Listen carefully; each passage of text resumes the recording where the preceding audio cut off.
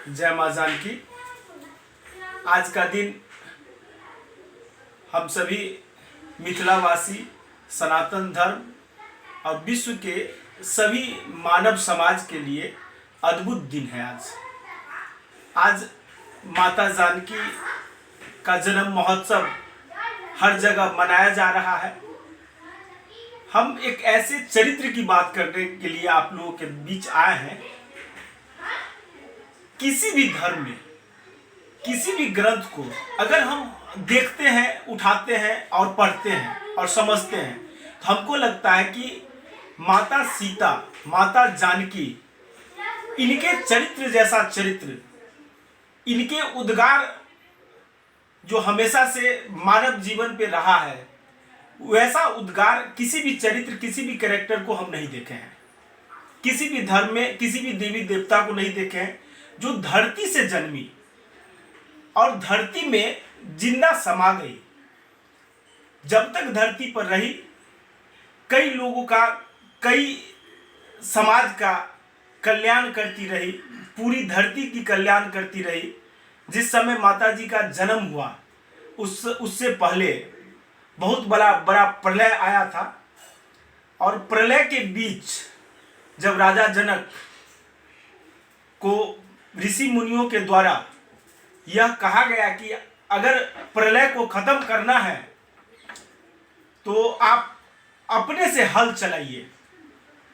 और माता सीता का जन्म होना था और राजा जनक, सीतामढ़ी में एक स्थान है पुनौरा धाम, वहाँ हल चलाया गया।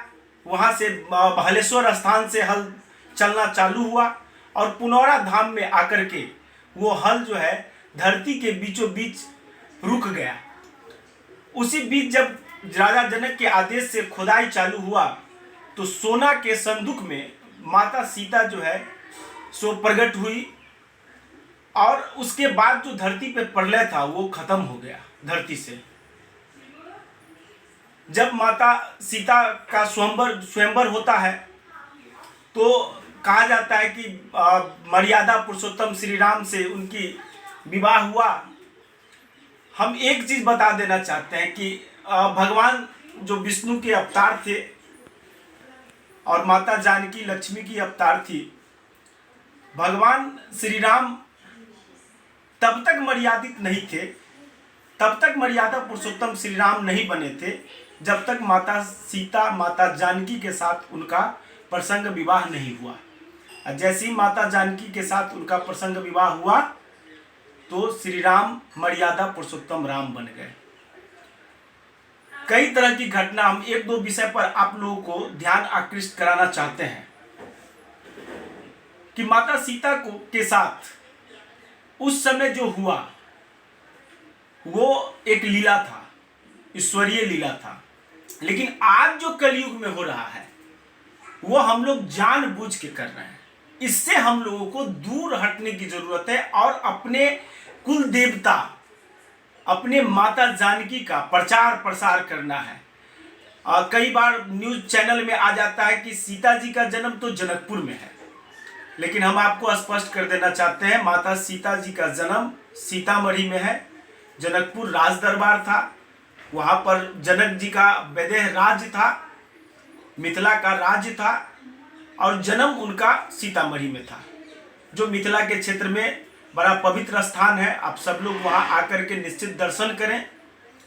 और दूसरा जो पहला विषय तो ये था, दूसरा जो विषय है कि माता जी के बारे में जितना भी सीरियल बनता है उन सब में इस चीज़ों को छुपाया जाता है कि आखिर माता जी का जन्म कहाँ हुआ। तो हम सभी सनातन धर्म और मिथिला वासियों को कम से कम इस बात के लिए लड़ाई लड़ने की जरूरत है, ये बात सरकार तक पहुंचाने की जरूरत है कि सीता जी का जन्म सीतामढ़ी में है और इन चीजों को धारावाहिक में नहीं दिखाया जाता है। ये हमारे लिए सबसे दुर्भाग्यपूर्ण विषय है। सीधा स्वयंवर से कई सीरियल जो है सो बना और वो बड़ी रूप में जो है सो माता सीता को दिखाती है। और दिखाना भी क्या है कि बिलखती हुई, रोती हुई, लेकिन दो तीन चीज को हम आपको ध्यान अगर दिलवाएंगे तो आप निश्चित रूप से आपको ध्यान में वो विषय आ जाएगा।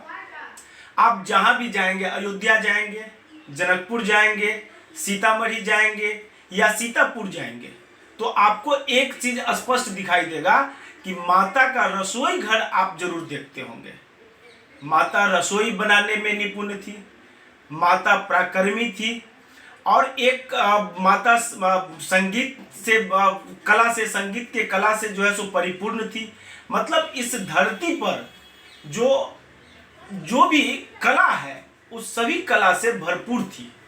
उसका उदाहरण जो है सो कई बार माता सीता जो है सो दे चुकी है, जो वाल्मीकि रामायण और आपको रामचरितमानस में भी मिलेगा। और 700 रामायण अगर आप पढ़ते हैं, 700 भाषा में जो रामायण लिखा गया है उसको भी आप पढ़ेंगे तो सब में अलग अलग तरीके से चरित्र को वर्णन किया गया। लेकिन सबसे ज्यादा जो दुख का विषय है कि हमेशा उनको रोती बिलखती दिखाया गया है। हम आपको एक चीज और ध्यान दिलवा देना चाहते हैं कि एक बार रावण जो है सो पूरे धरती पर, केवल धरती ही क्यों कहा जाए, पूरे ब्रह्मांड पर अपना विजय पताका फहराने के लिए निकला था।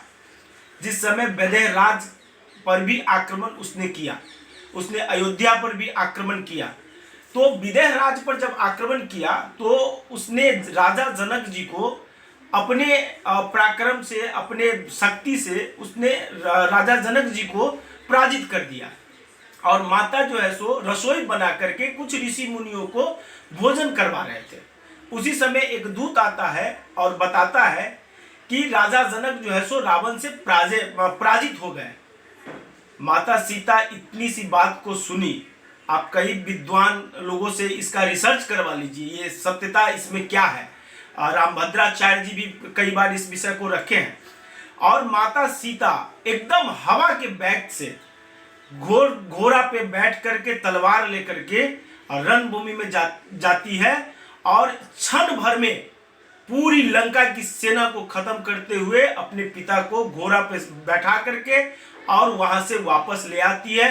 रावण एक सेकंड के लिए देखते ही रह गया कि कौन सा बैग और कौन सा हवा आया, और ये जनक जी को छुड़ा करके हमारे सभी सेना को, वो सीता माता की दर्शन भी नहीं कर पाया। इतना वेग था, इतना वो मतलब जो है सो हर कला से निपुण थी। आज माता जी का जन्म उत्सव है। हम सब लोग जन्म उत्सव बड़ी धूमधाम से मनावे। हर घर में जो है सो हर प्रकार से रंगोली का हम लोगों ने कई बार घोषणा भी किया था कि आप रंगोली जो है सो घर के आगे बनाएंगे।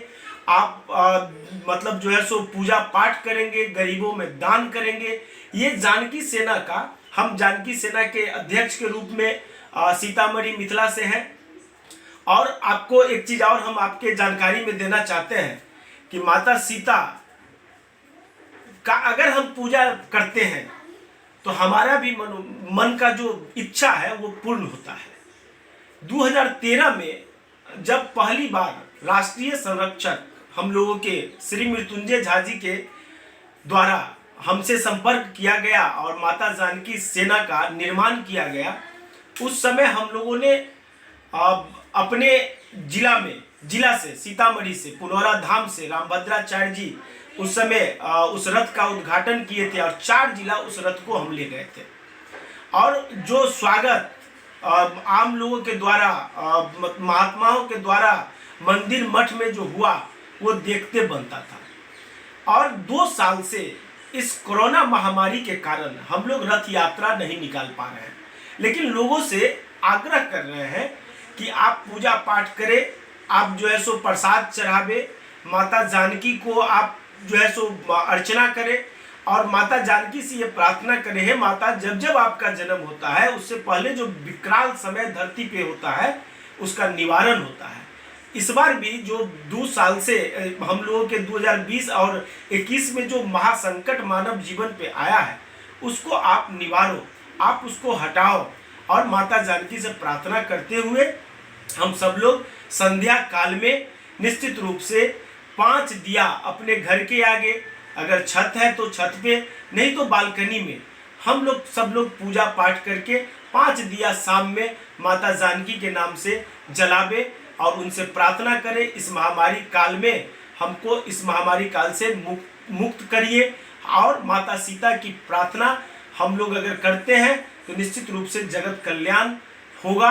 और एक चीज़ और हम आप लोगों के सामने रख देना चाहते हैं कि माता सीता जब अकेली वनवास गई, कुछ लोग उन पे आरोप लगाया, तो उसके बाद भी उन्होंने एक गृहस्थ आश्रम में रह करके, मतलब ऋषि मुनि के आश्रम में रह करके अपने पुत्र दोनों लव और कुश को जिस प्रकार से शिक्षा, शस्त्र विद्या, गायन विद्या और अनुशासन का पाठ पढ़ाया, तो आज मिथिला वासियों को अनुशासित रहना है। हम लोगों को कोरोना काल में भी सरकार के गाइडलाइन का पालन करना है और खूब धूमधाम से माता जानकी का पूजा अर्चना करना है। यही कह करके हम जानकी सेना अध्यक्ष कार्तिकेय झा आप सभी लोगों को बहुत बहुत बधाई देते हैं। जानकी महोत्सव आप लोगों के जीवन में नई खुशियां लाए। जय माता जानकी।